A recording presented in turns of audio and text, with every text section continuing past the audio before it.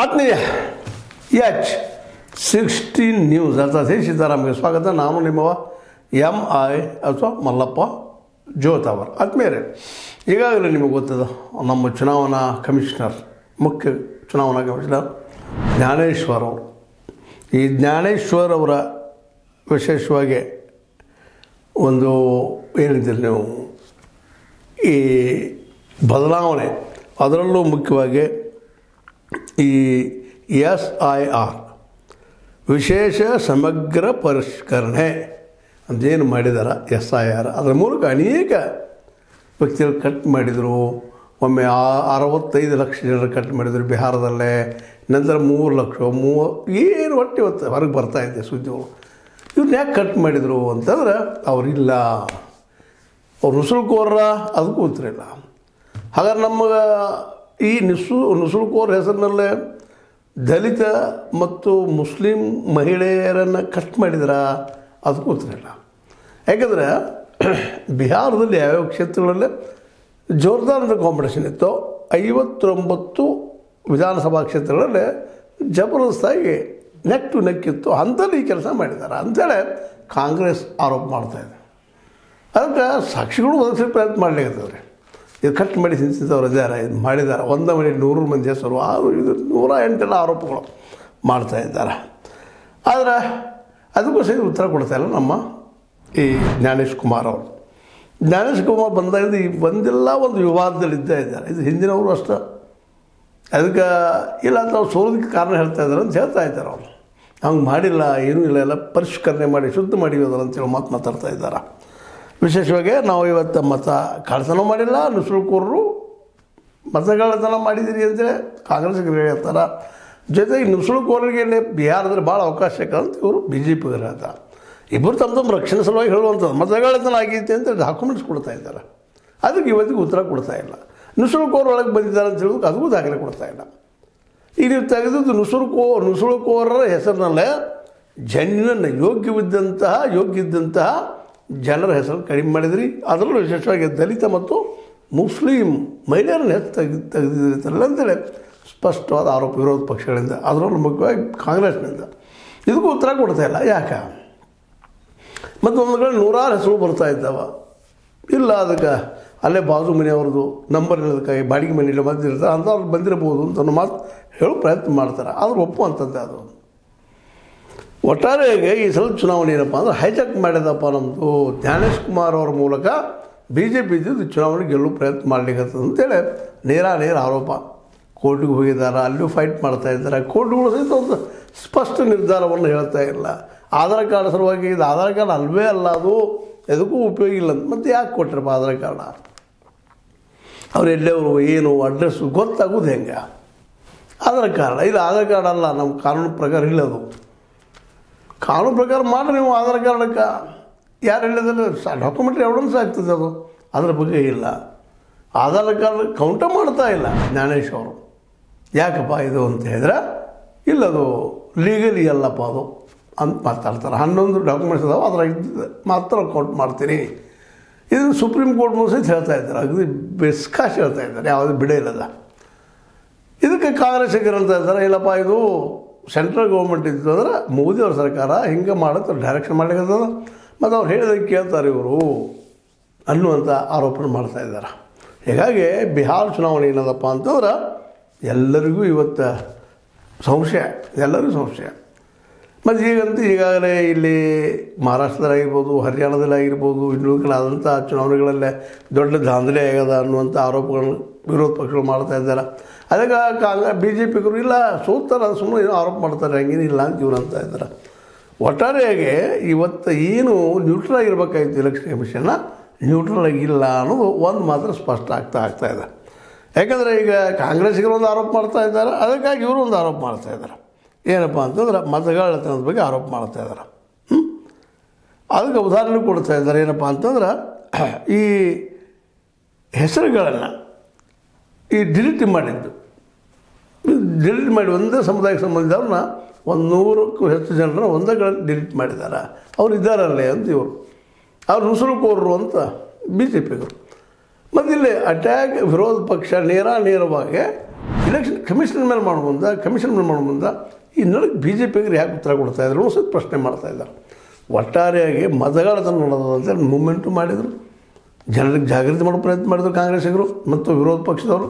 ಅವೆಲ್ಲ ಇವತ್ತೊಂದು ಏನಪ್ಪ ಅಂತಂದ್ರೆ ಈ ಇಲೆಕ್ಷನ್ ಕಮಿಷನ್ ಸಲುವಾಗಿ ಕೆಟ್ಟ ಹೆಸರು ಬರೋದು ಆಗ್ತಾಯಿದೆ ಅನ್ನೋಂಥದ್ದು.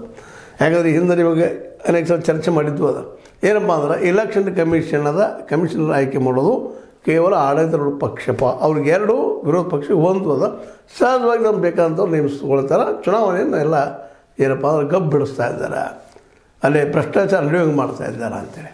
ಮತ್ತು ಆಲ್ರೆಡಿ ಈ ವಿಷಯದಲ್ಲಿ ಈ ಒಂದು ಹಿಂದಿನ ಚುನಾವಣೆಗಳಲ್ಲಿ ಈ ಮಹಾರಾಷ್ಟ್ರದಾಗಿರ್ಬೋದು, ಹರಿಯಾಣದಾಗಿರ್ಬೋದು, ಇವುಗಳಲ್ಲಿ ಸ್ಪಷ್ಟ ಕೇಳ್ತಾ ಇದ್ದಾರೆ. ನೋಡಿರಿ, ಇಲೆಕ್ಷನ್ ಅನ್ನೋಂಥ ಸಂದರ್ಭದಲ್ಲಿ ನೀವು ನಮ್ಮ ಕೆಲವು ಡಾಕ್ಯುಮೆಂಟ್ಗಳು ಅಂತ ಹೇಳಿದ್ವಿ ನಾವು, 17C ಅನ್ನೋ ಫಾರ್ಮ, ಅದ್ರ ಜೊತೆ ಅದಕ್ಕೆ ಮತ್ತು ಈಗ ಇರುವಂಥ ಇವಕ್ಕೆ ಹೊಂದಾಣಿಕೆ ಆಗ್ತಾಯಿಲ್ಲ.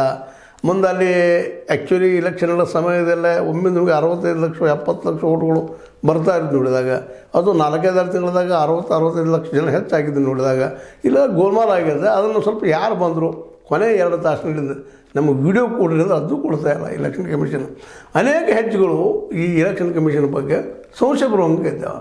ಹೀಗಾಗಿ ಇವತ್ತು ವಿರೋಧ ಪಕ್ಷಗಳೆಲ್ಲ ಸ್ಪಷ್ಟವಾಗಿ ಈ ಇಲೆಕ್ಷನ್ ಕಮಿಷನಿಂದ ಪ್ರಾಮಾಣಿಕವಾದಂಥ ಪ್ರಜಾಪ್ರಭುತ್ವ ಉಳಿಲಿಕ್ಕಿಲ್ಲ.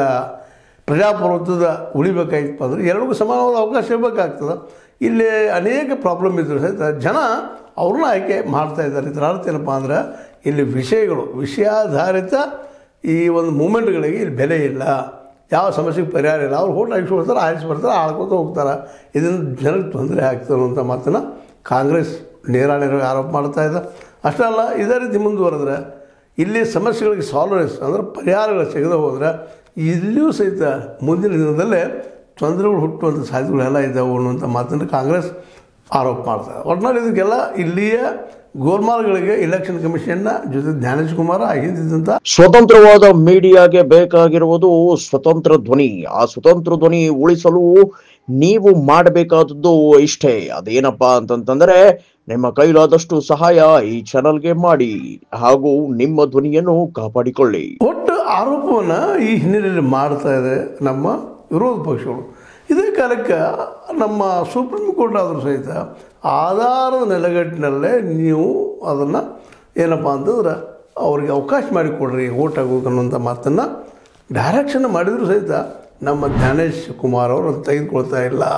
ಇದು ಕಾನೂನು ಕ್ಲೌಸ್ ಹಚ್ಚ ಬರೋದಿಲ್ಲ ಅದು ಅಂತ ಹೇಳ್ತಾ ಇದ್ದಾರೆ. ಅಂದಾಗ ಆಧಾರ್ ಕಾರ್ಡ್ ಇರುವಂಥ ಆಧಾರದ ನೆಲೆಗಟ್ಟಲೆ ಊರಲ್ಲಿರುವುದರಿಂದಾಗಿ ಮತ್ತು ಇದಕ್ಕಿಂತ ಹೆಚ್ಚಿನ ದಿನ ಬೇಕು ಅನ್ನೋದು ನಮ್ಮ ಕಾಂಗ್ರೆಸ್ಸಿಂದನೂ ವಾದ. ಆದರೆ ಇವಕ್ಕೆ ಯಾವುದಕ್ಕೂ ದಾದ ಮಾಡ್ತಾ ಇಲ್ಲ. ಏಕಾಲಕ್ಕೆ ಒಂದು ಜಾಣತನ ಮಾಡ್ತಾರೆ ಜ್ಞಾನೇಶ್ ಕುಮಾರ್ ಅವರು. ಏನಪ್ಪ ಅಂದ್ರೆ ಮಧ್ಯದಾಗೆ BJP ಕೇಳುವ ನುಸುಳುಕೋರು ಯಾರು ಲಿಸ್ಟ್ ಕೊಡಂತ ಕೇಳ್ತಾರೆ, ಅವರು ಅದಕ್ಕೂ ಉತ್ತರ ಕೊಡೋದಿಲ್ಲ. ಮತ್ತು ಮತಗಳ ಕಳ್ಳತನ ಆಗ್ತದೆ ಅಂತ ಹೇಳೋದಕ್ಕೆ ರಾಹುಲ್ ಗಾಂಧಿಗೂ ಉತ್ತರ ಕೊಡ್ತಾ ಇಲ್ಲ. ಇದರಿಂದ ಏನಪ್ಪ ಅಂದರೆ ಜಾನ ನಡೆ ಅಂತದ್ದು. ಯಾಕಂದರೆ ಸರ್ಕಾರ ಅಂತ ಆಲ್ರೆಡಿ ಯಾವುದೇ ಆದರೂ ಸಹಿತ ನೀವೇನೋ ಆರೋಪ ಮಾಡಿದರು ಜ್ಞಾನೇಶ್ ಕುಮಾರ್ ಅವ್ರನ್ನ ಅಥವಾ ಇಂಥವ್ರು ಇನ್ನೊಬ್ಬರನ್ನ ಚೀಫ್ ಎಲೆಕ್ಷನ್ ಕಮಿಷನ್ ಮಾಡುವಂಥ ಎಲ್ಲ ಸಾಧ್ಯತೆಗಳು ಇದ್ದಾವೆ. ಯಾಕಂದ್ರೆ ಅವ್ರಿಗೆ 2 ಬಹುಮತ ಇದ್ದೇ ಇರ್ತದೆ, ಇನ್ನೊಂದು ಮತದಲ್ಲಿ ಬರಲಿಕ್ಕೆ ಸಾಧ್ಯ ಇಲ್ಲ. ಅದಕ್ಕಾಗಿ ಅವತ್ತಿನ CJI ಚಂದ್ರಚೂಡ್ ಅವರು ಹೇಳಿದರು, ಇಲ್ಲ ನೀವು ಒಬ್ಬ ನ್ಯೂಟ್ರಲ್ ಇದ್ದಂಥ ವ್ಯಕ್ತಿಯನ್ನು ಮಾಡಬೇಕು, ಸುಪ್ರೀಂ ಕೋರ್ಟ್ ಜಡ್ಜನ್ನಾದರೂ ಯಾರನ್ನಾದರೂ ಅಂದಾಗ ಅವ್ರು ಆಗ್ತಿತ್ತು ಏನು. ಅದೇ ಕಾಲಕ್ಕೆ CJI ಅವ್ರ ಬಗ್ಗೆ ನೀವು ಕಾನೂನು ಮಾಡ್ಕೊಳ್ಳಿ ಅಂತ ಹೇಳಿಬಿಟ್ರು. ಅವ್ರು ಕಾನೂನು ಮಾಡ್ಕೊಂಡ್ಬಿಟ್ರು. ಇವತ್ತೇನಪ್ಪ ಅಂತಂದ್ರೆ ನಾವು ಕಾನೂನಾತ್ಮಕವಾಗಿ ನಮ್ಮದದ ನಾವು ಮಾಡಿದ್ದೀವಿ, ಪಾರ್ಲಿಮೆಂಟ ಮಾಡಿದ್ದದ, ಅದಕ್ಕೆ ನೀವು ಕೇಳಲೇಬೇಕು ಅನ್ನೋ ಸ್ಥಿತಿಯಲ್ಲಿ BJP ಅದ. ಹೀಗಾಗಿ ಎಲ್ಲ ಮೂಲ ಕಾರಣ ಏನಪ್ಪ ಅಂತಂದ್ರೆ ಹಿಂದಿನ CJI ನಮ್ಮ ಚಂದ್ರಚೂಡ್ ಅವರು ಅದನ್ನು ಮಾಡದೆ ಹೋಗಿದ್ರೆ, ಒಂದು ಹಾದಿ ಹೇಳದೆ ಹೋಗಿದ್ರೆ ಇವತ್ತಿದು ಆಗ್ತಿತ್ತೋ ಇಲ್ಲೋ. ಯಾಕೆಂದ್ರೆ 3 ಜನ ನಿರ್ಲಿಪ್ತಿರ್ತಿದ್ರು. ಒಂದು ಪ್ರೈಮ್ ಮಿನಿಸ್ಟರು, 2ನೇದ್ದು ವಿರೋಧ ಪಕ್ಷದ ನಾಯಕರು, 3ನೇದ್ದು ನ್ಯಾಯಾಧೀಶರು. ಅವ್ರು ಏನು ತೋಳ್ತಿದ್ರು ಆ ಸಂದರ್ಭದಲ್ಲೇ. ಈ ಎಲ್ಲ ನೆಲೆಯಲ್ಲಿ ಒಟ್ಟಿನಲ್ಲೇ ಈ ಜ್ಞಾನೇಶ್ ಕುಮಾರ್ ಅವರ ಏನಪ್ಪ ಅಂತಂದ್ರೆ ಅವರು ವಿಶೇಷವಾಗಿ ಸರ್ಕಾರದ ಪರ ಕೆಲಸ ಮಾಡ್ತಾ ಇದ್ದಾರೆ ಅನ್ನೋದು ಬಹಳಷ್ಟು ಪ್ರಬಲವಾದ, ಆದರೆ ಅದನ್ನು ಯಾವುದೂ ಇಲ್ಲೇ ಗಣನೆಗೆ ತೆಗೆದುಕೊಳ್ತಾ ಇಲ್ಲ ಅನ್ನೋದು ಜ್ಞಾನೇಶ್ ಕುಮಾರ್ ಅವರು ಅನ್ನೋದು ಈ ವಾಸ್ತವ ನೆಲೆಗಟ್ಟಲ್ಲಿ ಹೇಳಬೇಕಾಗಿದೆ. ಏನಾಗಲಿ ಒಟ್ಟು ಈಗ ಒಂದು ಹೊಸ ಉಪಕ್ರಮವನ್ನು ಜಾರಿ ಮಾಡುವಂಥ ಒಂದು ಬೋಗಸ್ ಓಟ್ಗಳನ್ನು ತೆಗೆಯುವಂಥ ಕೆಲಸವನ್ನು ಮಾಡ್ತಾಯಿದ್ವಿ ನಾವು ಅಂತ ಹೇಳ್ತಾ ಇದ್ದಾರೆ. ಆದರೆ ಇದನ್ನು ಮುಂದಿನ ದಿನದಲ್ಲಿ ಏನೇನು ರೂಪ ಪಡಿಬೋದು ಅಂತೇಳಿ ಅಷ್ಟ ಚಿಂತಿಸಬೇಕಾಗಿದೆ. ಇಲ್ಲೂ ಪ್ರಮುಖವಾಗಿ ಅವ್ರದಿಂತವ್ರು ಯಾರನ್ನು ಕಟ್ ಮಾಡ್ತಾ ಇದ್ದಾರಪ್ಪ ಅಂದ್ರೆ ಇಲ್ಲಿ ದಲಿತ ಮಹಿಳೆಯರನ್ನು, ಇನ್ನೊಂದು ಮುಸ್ಲಿಂ ಮಹಿಳೆಯರ ಜೊತೆ ಮುಸ್ಲಿಮರನ್ನು ಕಟ್ ಮಾಡ್ತಾ ಇದ್ದಾರೆ. ಇದರಿಂದ ಸಹಜವಾಗಿ ವಿರೋಧ ಪಕ್ಷಗಳಿಗೆ ಮೆಜಾರಿಟಿ ಒಂದು ಭಾಳ ಇರೋದಿಲ್ಲ, 1-2% ಇರ್ತದೆ, ಸಹಜವಾಗಿ ಎಲ್ಲಕ್ಕೆ ಸಾಧ್ಯತೆ. ಯಾಕಂದ್ರೆ ಅವರ ಒಂದು ಆರೋಪದ ಪ್ರಕಾರ 59 ವಿಧಾನಸಭೆಗಳಲ್ಲಿ 23 ಲಕ್ಷ ಜನ ಮಹಿಳೆಯರ ಹೆಸರನ್ನು ಕಟ್ ಮಾಡಿದಾರಂತ. ಇವು ಪ್ರಭಾವ ಆಗುವಂಥ 23 ಲಕ್ಷ ಜನ ಹೆಣ್ಮಕ್ಳಂದ್ರೆ ಸಾಣದಲ್ಲ. ಎಲ್ಲ ನೆಲೆಯಲ್ಲಿ ಇವತ್ತು ಚುನಾವಣಾ ಕಮಿಷನರ್ ಅಥವಾ ಚುನಾವಣಾ ಕಮಿಷನ್ ಇವೆರಡು ಏನಪ್ಪ ಅಂತಂದ್ರೆ ಪ್ರಾಮಾಣಿಕವಾದಂಥ ಸ್ಪಷ್ಟವಾದಂಥ ಈ ಒಂದು ಚುನಾವಣೆ ನಡೆಸ್ತಾ ಇಲ್ಲ ಅನ್ನೋದು ಸ್ಪಷ್ಟ ಆಗ್ತಾ ಹೋಗ್ತದೆ. ಯಾಕಂದ್ರೆ ಮೊದಲನೇದಾಗೆ ಆ 17C ಫಾರ್ಮ್ ಆಗಿರ್ಬೋದು, ಜೊತೆಗೆ ಆವತ್ತು ಮತ ಹಾಕಿದಂಥವರ ಯಾರಪ್ಪ ಏನು ಅನ್ನೋಂಥ ಅಲ್ಲಿ ದೃಶ್ಯಾವಳಿಗಳಾಗಿರ್ಬೋದು ಅವುಗಳನ್ನ ಕೊಡ್ಲಿಕ್ಕೆ ಹೋಗ್ತಾ ಇಲ್ಲ. ಅದಕ್ಕೆ ಕಾರಣ ಬೇರೆ ಹೇಳ್ಬಿಡೋದಿಲ್ಲ, ವೈಯಕ್ತಿಕತೆ ಬರ್ತದ್ರಿ, ಎಲ್ಲೇ ವೈಯಕ್ತಿಕ ಅವ್ರ ಹಕ್ಕಿಗೆ ಪೆಟ್ಟು ಬಿಡ್ತದೆ ಅಂತೇಳಿ ಜಾರ್ಕೊಳ್ಳೋಂಥ ಪ್ರಯತ್ನ ಮಾಡ್ತದೆ. ಅದೇ ಕಾಲಕ್ಕೆ ಇನ್ನುಳಿದ ದೃಷ್ಟಿ ಇಟ್ಕೊಂಡು ನೋಡಿದ್ರೆ ಹೇಳಿದರೆ ಈ ಅಂತೂ ಸಾಕಷ್ಟು ಅದ. ಜೊತೆಗೆ ಇವತ್ತು ಇನ್ನೊಂದು ಈ ಆಧಾರ್ ಕಾರ್ಡನ್ನು ಸಹಿತ ಅವರು ಒಪ್ತಾ ಇಲ್ಲ. ಹೀಗಾಗಿ ಈ ಎರಡು ಕಾರಣಕ್ಕಾಗಿ ಇದು ಸರ್ಕಾರದ ಪರ ಇರುತ್ತಿರುವಂಥ ಎಲೆಕ್ಷನ್ ಕಮಿಷನ್ ಅಂತೇಳಿ ಯಾರಿಗಾದ್ರೂ ಮೇಲ್ನೋಟ ಕಳಿಸ್ತದ. ಆದರೆ ಅದನ್ನು ಬಂದ್ ಮಾಡೋರು ಯಾರು ಅನ್ನೋದಷ್ಟು ಪ್ರಶ್ನೆ ಅದ. ಯಾಕಂದ್ರೆ ನ್ಯಾಯ ಏನದಪ್ಪ ಅಂದ್ರೆ ಕಾನೂನು ಏನದಲ್ಲ, ಕಾನೂನು ಪ್ರಕಾರ ನಡ್ಕೊಳ್ಳೋದು ಅಷ್ಟ. ಕಾನೂನಿಗೆ ವ್ಯಾಖ್ಯಾನ ಮಾಡೋರು ಇಲ್ಲ ಅಂತಲ್ಲ, ಆದರೆ ಬದಲಾಯಿಸಕ್ಕೆ ಬರುವುದಿಲ್ಲ ಅನ್ನೋದು ಒಂದು ದೊಡ್ಡ ಮಾತು. ಅದು ಮತ್ತು ಪಾರ್ಲಿಮೆಂಟಿಂದ ಚೆತ್ಕೊಂಡ್ಬರ್ಬೇಕದು. ಅದು ಈಗಂತ ಸಾಧ್ಯ ಇಲ್ಲ ಏನೋ ಅಂತ. ಯಾಕಂದ್ರೆ ಅದಕ್ಕೆ ಹಾದಿ ಮಾಡಿಕೊಟ್ಟವರು CJI ಅವರು, ನೀವು ಕಾನೂನು ಮಾಡ್ರಿ ಅಂತೇಳಿ ಈಗ ಮಾಡಿದಾರೆ. ಅದು ತೆಗಿಬೇಕು, ಮತ್ತು ಮೆಜಾರಿಟಿ ಬೇಕಾಗ್ತದೆ. ಮೆಜಾರಿಟಿ ವಿರೋಧ ಪಕ್ಷದಲ್ಲಿ ಇಲ್ಲ, ಎಲ್ಲಿವರೆಗೆ ಮೆಜಾರಿಟಿ ಬರ್ತದೋ ಅಲ್ಲಿವರೆಗೆ ಅದು ಉಳಿದನು ಅಂತೇಳಿ ಅನ್ನೋದ್ರಲ್ಲಿ ಎರಡು ಮಾತಿಲ್ಲ. ಹೆಂಗೂ ಬಂದರೂ ಮತ್ತು 2-1 ಅವ್ರು ಗೆಲ್ತಾ ಇರ್ತಾರೆ. ಅದಕ್ಕಿರೋ ಒಂದು ಹಾದಿ ಏನಪ್ಪ ಅಂತಂದ್ರೆ ಜನ ಎಚ್ಚೆತ್ತುಕೊಂಡ ಸರ್ಕಾರವನ್ನು ತಪ್ಪಿದ್ರ ಅಥವಾ ಇದು ಇಲ್ಲಿವರೆಗೆ ಮಾಡಿದ ಕೆಲಸ ಯಾವ ಒಳ್ಳೇದಾಗದೆ ಹೋಗಿದ್ರ, ಜನರಿಗೆ ಮೋಸ ಆಗಿದ್ರೆ, ಯಾವುದೂ ಇಶ್ಯೂಗಳ ಬಗ್ಗೆ ಪ್ರಾಮಾಣಿಕತೆ ಇಲ್ಲದೆ ಹೋಗಿದ್ರೆ ಜನಕ್ಕೆ ಅನಿಸಿ ಅವರ ಕಿತ್ತಾಕಬೇಕು ಅಷ್ಟವೇನ, ಮತ್ತೇನಿಲ್ಲ. ಅವರ ಬದ್ಧ ಮಾಡಿಸ್ಬೇಕು. ಅದು ಯಾವಾಗ ಆಗ್ತದೆ ಗೊತ್ತಿಲ್ಲ. ಒಟ್ಟಾರೆಯಾಗಿ ಜ್ಞಾನೇಶ್ ಕುಮಾರ್ ಅವರು ಪ್ರಧಾನಮಂತ್ರಿಯವರ ಆಶೀರ್ವಾದದ ಅದು ಕಾಪಾಡುವ ಛತ್ರಛಾಯಲ್ಲಿ ಇರೋದರಿಂದಾಗಿ ಅವ್ರನ್ನ ಅಲ್ಲಾಡಿಸೋದು ಕಷ್ಟ. ಇದು ಇನ್ನು ಬೆಂಗಳೂರು ಅಂದರೆ ನಮ್ಮ ಕರ್ನಾಟಕಕ್ಕೆ ಬರುವಂಥದ್ದು SIR ಇಲ್ಲೂ ಏನೇನಾಗ್ತದೆ ನೋಡೋಣ ಅಂತ ಹೇಳ್ತಾ, ಒಟ್ಟಾರೆ ಗೆಲ್ಲುವ ಸೂತ್ರಗಳನ್ನು ಚುನಾವಣೆ ಆಯೋಗದ ಮೂಲಕ ಮಾಡ್ತಾ ಇರೋದು ಮೇಲ್ನೋಟಕ್ಕೆ ಸ್ಪಷ್ಟ ಆಗ್ತಾಯಿದೆ. ನಿಮಗೇನು ಅನ್ನಿಸ್ತದೆ ನೋಡಿರಿ. ಇದು ನಿಮಗೆ ಲೈಕ್ ಆಗಿರ್ಬೋದು, ಲೈಕ್ ಮಾಡಿ, ಶೇರ್ ಮಾಡಿ, ಕಮೆಂಟ್ ಮಾಡಿ, ಜೊತೆಗೆ ಸಬ್ಸ್ಕ್ರೈಬ್ ತಿಳಿಸ್ಬರ್ರಿ. 16 ನ್ಯೂಸ್ ಅರ್ಧ ಸೇರಿ ಸೀತಾರಾಮ ಸತ್ಯ ಕೈಗಳಲ್ಲಿ ಬಂದರೆ